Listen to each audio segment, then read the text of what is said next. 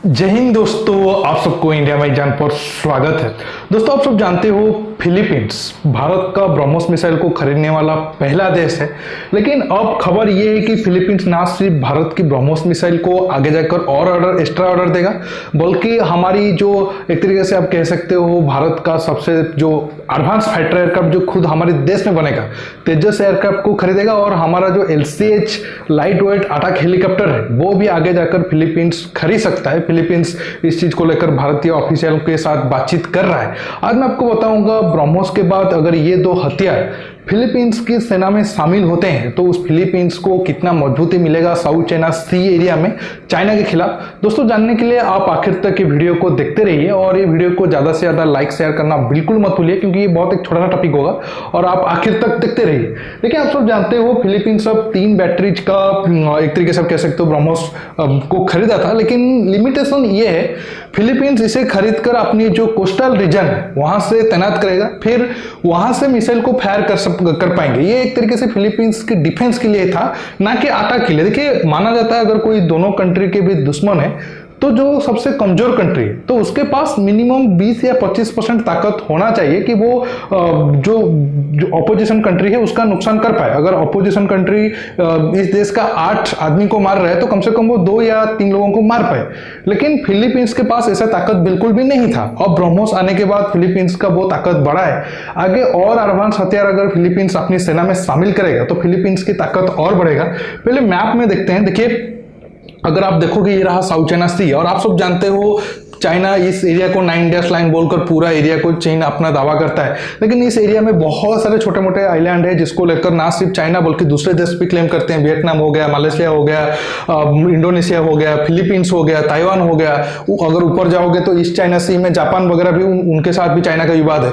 लेकिन south China सी area में आप देखो ये रहा फिलीपींस और ये जो स्पाटले आइलैंड है या फिर इसी रीजन में बहुत कुछ एरिया है जिस एरिया को लेकर चीन और फिलीपींस का विवाद है। इस स्पाटले आइलैंड में बहुत सारे छोटे छोटे आइलैंड है, सिर्फ फिलीपींस ही नहीं, मलेशिया, वियतनाम, ब्रुनेई और बहुत सारे देशों का विवाद चीन के साथ है। अब अगर आप देखो ये मान लो ये फिलीपींस का नक्शा है, हालांकि ये थोड़ा क्लियरली पिक्चर नहीं दिख रहा है। अगर आप मान लो फिलीपींस इस एरिया में ब्रह्मोस को तैनात किया है तो 300 किलोमीटर रेंज है। तो अगर चीन की जो वारशिप्स है वो 300 किलोमीटर की रेडियस में आएंगे तो जो फिलीपींस है वो उसे ब्रह्मोस से फायर करके उन्हें हिट कर पाएगा।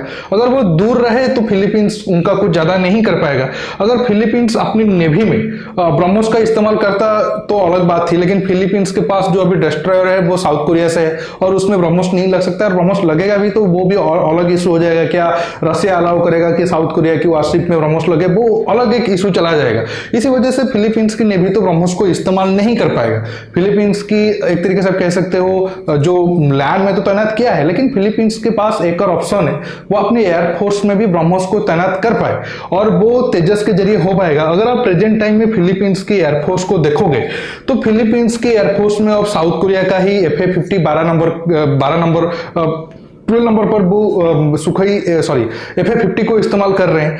अब फिलीपींस को चाहिए कि वो और एडवांस फाइटर एयरक्राफ्ट FA-50 से खरीदे, लेकिन वो उतना ज्यादा मतलब जैसे अमेरिका के फाइटर एयरक्राफ्ट है या फिर वेस्टर्न फाइटर एयरक्राफ्ट है, राफेल हो गया या फिर एक तरीके से आप कह सकते हो F-15 वगैरह हो गया, उसी रेंज में भी नहीं जाना चाहता है। लेकिन FA-50 से भी एडवांस फाइटर एयरक्राफ्ट उसे चाहिए, तो उस क्लास में उसको तेजस सबसे अच्छा ऑप्शन है। और अभी तेजस के लिए फिलीपींस बातचीत कर रहा है और तेजस भी फिलीपींस के लिए बहुत अच्छा ऑप्शन होगा। हालांकि उस रीजन में मलेशिया के साथ भी हमारा बातचीत एक तरीके से एडवांस स्टेज में है, लेकिन फिलीपींस भी अगर तेजस की तरफ जाता है तो एक तरीके से आप कह सकते हो जो आसियान कंट्री है वहां पर हमारा डिफेंस प्रोडक्ट का तो एक तरीके से सेल बढ़ेगा ही और हमारी डिफेंस मैन्युफैक्चरिंग में नाम भी ज्यादा होगा। देखिए, तेजस आने से जो फिलीपींस से उसे एक तरीके से ये फायदा होगा, आगे जाकर जब ब्रह्मोस NG हम प्रोड्यूस कर देंगे 3-4 साल के बाद तो तेजस में अगर वो लग गया तो आप देखो मैप में मान लो इस एरिया में हम तेजस के साथ ब्रह्मोस को तैनात करके रखें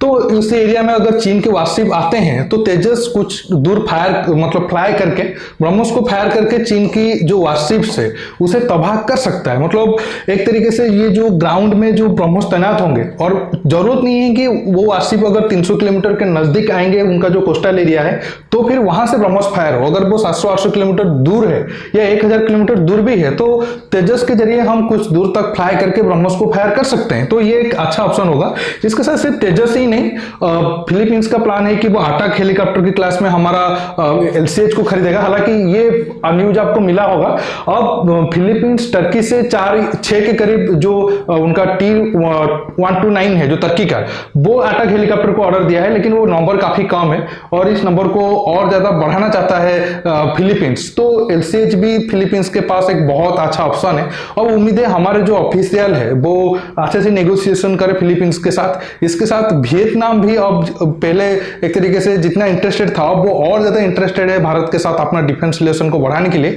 उसी टॉपिक पर भी कब बात करेंगे।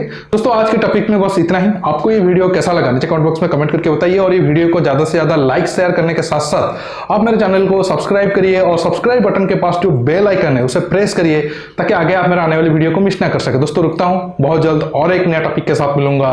नमस्कार, जय हिंद।